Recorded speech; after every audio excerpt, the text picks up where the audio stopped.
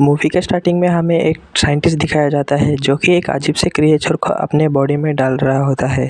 जैसे ही क्रिएचर उसके बॉडी में एंटर करता है उस साइंटिस्ट की आंखें नीली हो जाती है और वो एक वेयरवुल्फ में बदल जाता है। नेक्स्ट सीन में हमें मूवी का मेन कैरेक्टर दिखाया जाता है लैंग जून, जो कि अपनी कार से गुड्स डिलीवर कर रहा होता है। तभी जून न्यूज़ सुनता है कि सिटी में लोग अजीब तरह से गायब हो रहे हैं। तभी जून को उसके अंकल का कॉल आ जाता है और उसे बर्थडे विश करते हैं। तभी जून को अपने रास्ते में एक कार पलटी हुई दिखती है और उस इंसान को वो बचाने जाता है। जैसे ही जून उस कार में जाता है तो उस इंसान के बॉडी में से निकलकर वो क्रिएचर जून के बॉडी में चला जाता है, वही क्रिएचर जिसे हमने मूवी के स्टार्टिंग में देखा था। जून भी वेयरवुल्फ में कन्वर्ट हो जाता है। तभी वहाँ पर एक कमांडो की टीम आ जाती है। उन्हें देखकर ऐसा लग रहा था कि वो क्रिएचर को पकड़ने की पूरी तैयारी में आए हैं, लेकिन उतने लोग काफ़ी नहीं थे। जैसे ही जून वेयरवुल्फ में कन्वर्ट हो जाता है वो सभी लोगों को मार देता है, लेकिन लास्ट में एक लेडी फाइटर जून के ऊपर ग्रीन बुलेट शूट कर देती है। बुलेट लगते ही जून वहाँ से भाग जाता है, लेकिन इस बात से कमांडो का लीडर बिल्कुल भी खुश नहीं था, क्योंकि वो काफ़ी टाइम से एक ऐसे पर्सन की तलाश में था जो कि उस क्रिएचर के साथ परफेक्ट मैच हो सके। नेक्स्ट सीन में हमें दिखाया जाता है कि जून अपने घर आ जाता है और वो जानवर की तरह खाना खा रहा होता है। ज़्यादा खाना खाने की वजह से उसे वॉमिटिंग भी हो जाती है और वो जैसे ही आईने में देखता है तो उसे वेयरवुल्फ का रिफ्लेक्शन दिखाई देता है। वो उससे डर जाता है और अपने बाथटब में बेहोश हो जाता है। जैसे ही वो होश में आ जाता है तो अपने अंदर के चेंजेस को नोटिस करता है, जैसे कि उसके सुनने की पावर बहुत ज़्यादा हो गई है। वो बहुत दूर की भी चीज़ें आसानी से सुन पाता है।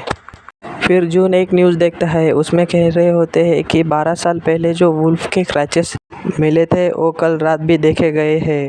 जून ये सुन के बहुत ज़्यादा परेशान हो जाता है। मॉर्निंग में जून अपने काम पे जाता है और उसका ओनर उसे चिल्ला रहा होता है क्योंकि उसने लास्ट नाइट में गुड़ से भरी हुई कार रास्ते में ही छोड़ दी होती है। जब उसका ओनर एक ड्रिंक के कैन से उसे हिट करने की कोशिश करता है तो जून भी उसे रिटर्न हिट करता है और इतनी ज़ोर से वॉल पे लग जाती है, वॉल में भी क्रैक आ जाते हैं। और ये सब देखकर जून का ओनर बहुत ही डर जाता है और जून वहाँ से कुछ भी ना कहते हुए चला जाता है। तभी हम देखते हैं कि एक इंसान जून पर नज़र रख रहा है।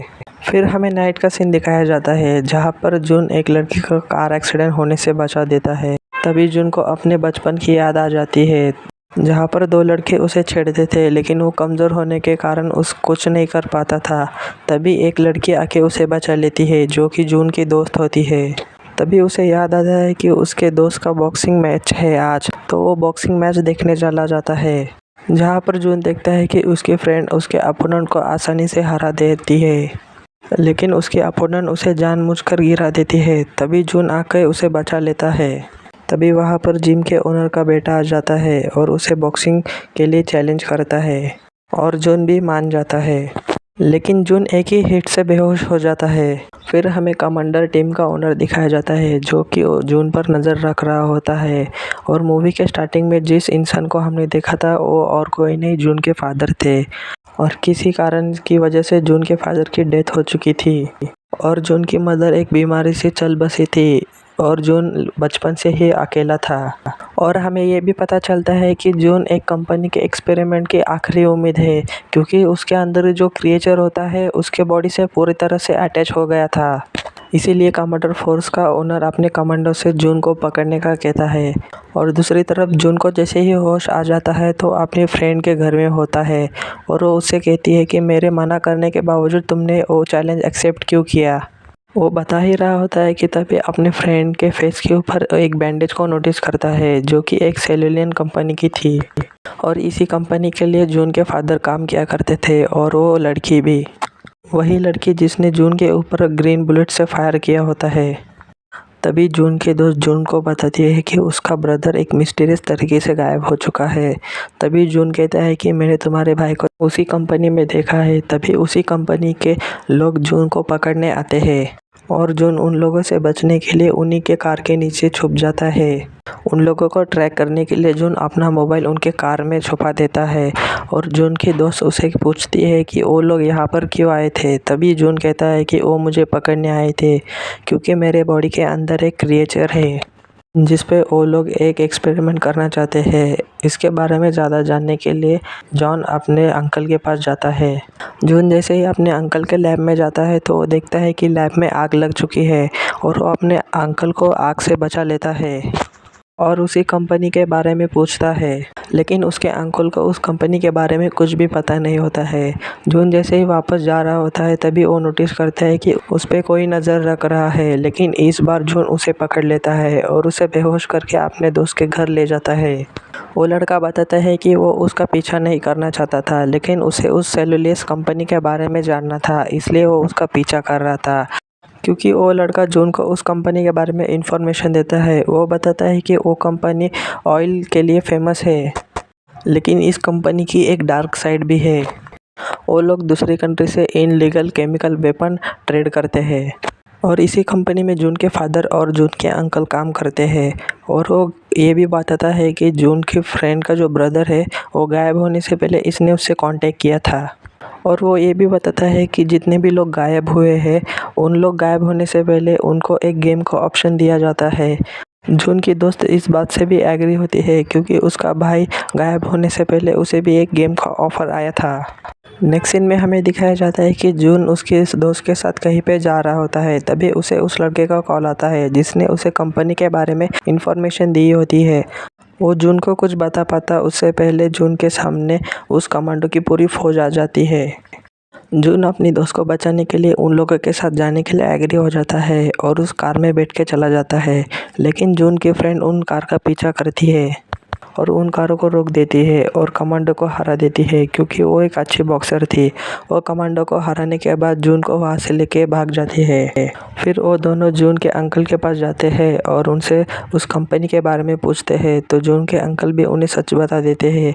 जून के अंकल और उसके फादर उस कंपनी में काम किया करते थे। वो दोनों एक ऐसी मेडिसिन खोज रहे थे जिससे सारी बीमारियां दूर हो जाए, लेकिन जब जॉन के फादर की डेथ हो जाती है तो वो लोग भी उस प्रोजेक्ट को बंद कर देते हैं।